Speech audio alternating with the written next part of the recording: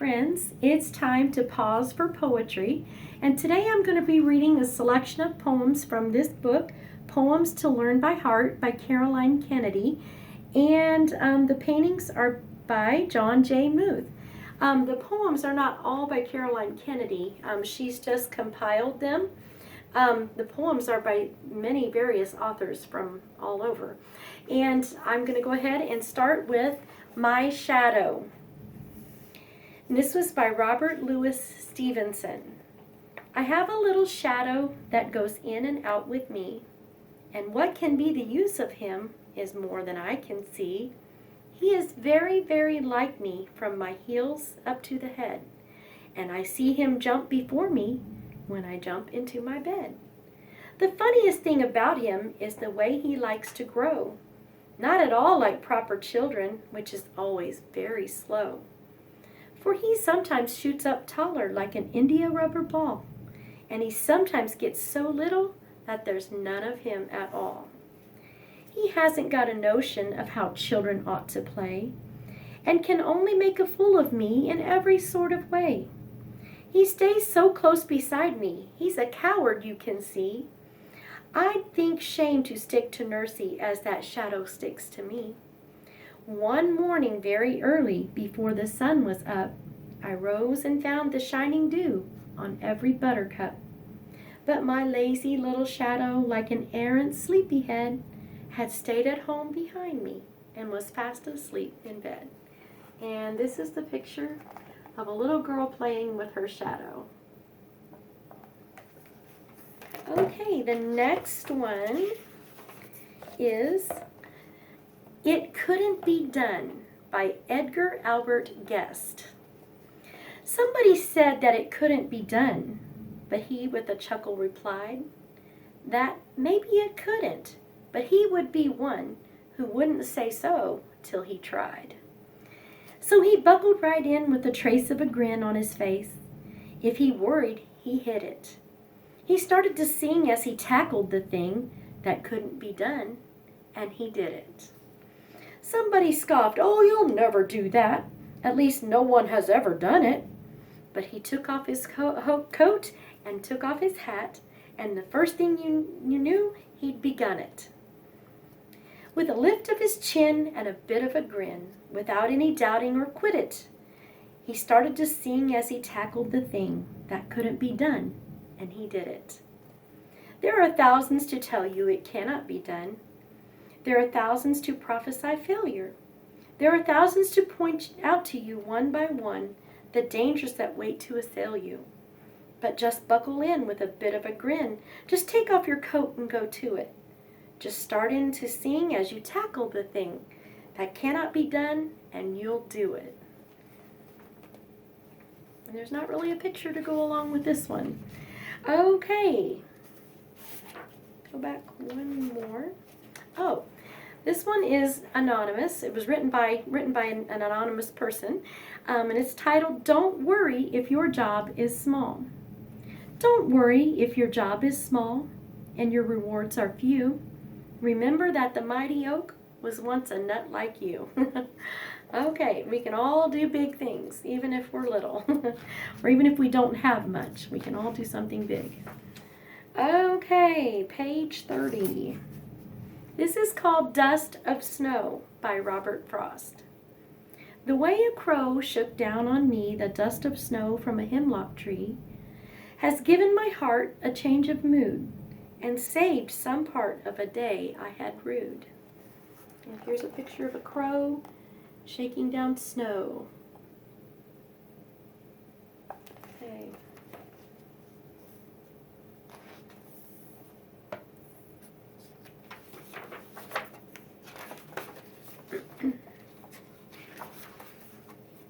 This one is titled Andre, and it's by Gwendolyn Brooks. I had a dream last night. I dreamed I had to pick a mother out, and I had to choose a father too. At first, I wondered what to do. There were so many there, it seemed, short and tall and thin and stout. But just before I sprang awake, I knew what parents I had to take. And this surprised me and made me glad. They were the ones I already had. That was cute. Okay, this is just a picture of parents. Some adults he could pick out for parents.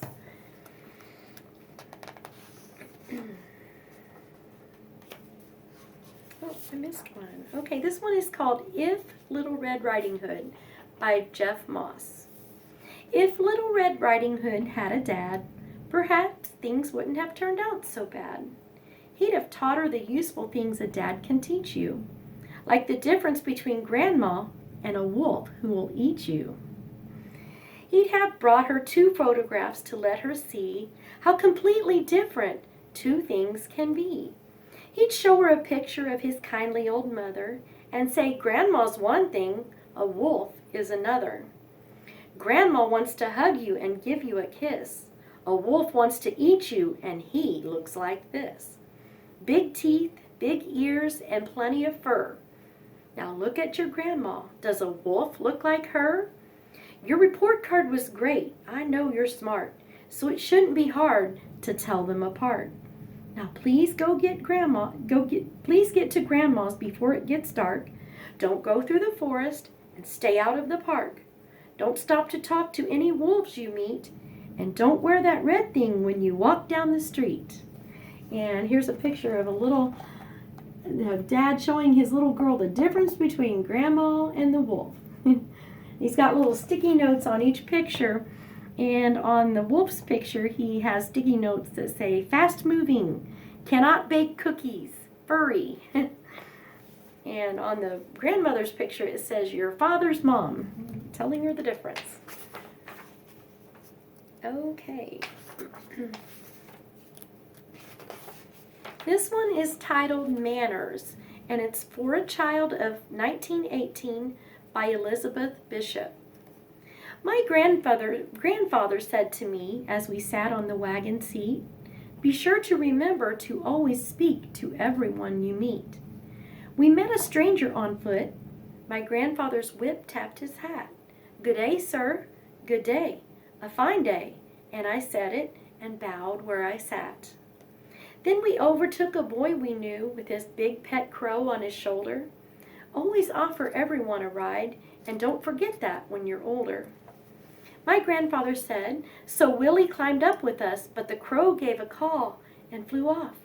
I was worried. How would he know where to go? But he flew a little way at a time from fence post to fence post ahead. And when Willie whistled, he answered, a fine bird, my grandfather said. And he's well brought up, see? He answers nicely when he's spoken to. Man or beast, that's good manners. Be sure that you both always do. When automobiles went by, the dust hid the people's faces. But we shouted, good day, fine day, at the top of our voices. When we came to Hustler Hill, he said that the mare was tired, so we all got down and walked, as our good manners required. Here's a picture of the horse and cart.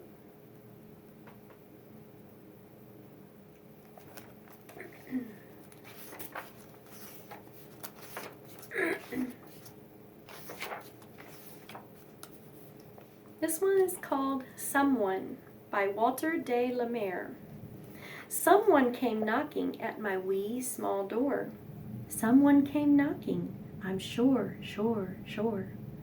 I listened, I opened, I looked to left and right, but not there was a stirring in the still dark night. Only the busy beetle tapping in the wall. Only from the forest the screech owl's call. Only the cricket whistling while the dewdrops fall. So I know not who came knocking at all. This next one is kind of silly. It's called Under the Bed, and it's by Penny Trezinga, and I'm not sure I'm pronouncing that correctly. But anyway, here goes. There's a terrible green monster who lives beneath my bed. I hear his long white teeth click. He's waiting to be fed. I shiver underneath my sheets and squeeze my eyes up tight.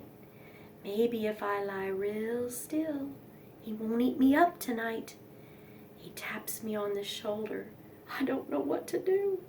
He looks at me and says, I'm scared. Can I get in with you? Okay, here's a picture of the monster.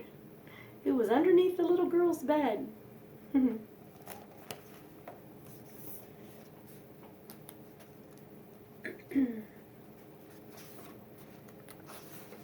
Okay, this one is called Foolish Questions, and it's an American folk rhyme adapted by William Cole.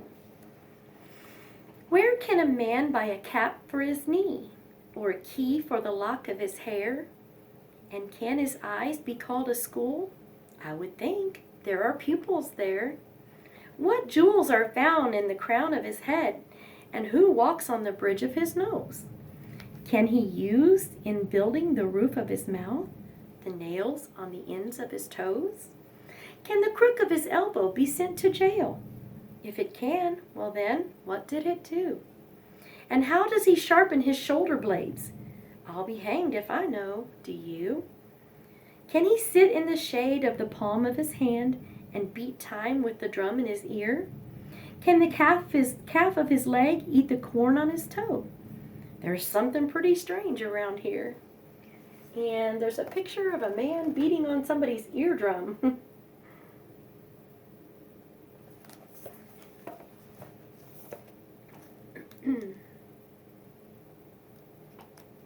Okay, I'm just going to read two more.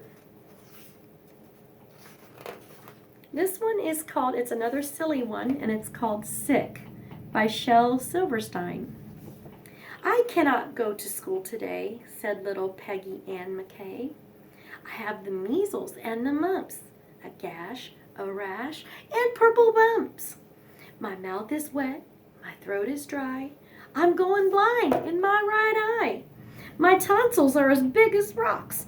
I've counted 16 chicken pox. And there's one more, that's 17. And don't you think my face looks green? My leg is cut, my eyes are blue. It might be instamatic flu. I cough and sneeze and gasp and choke. I'm sure that my left leg is broke. My hip hurts when I move my chin. My belly button's caving in. My back is wrenched, my ankle's sprained. My appendix pains each time it rains. My nose is cold, my toes are numb.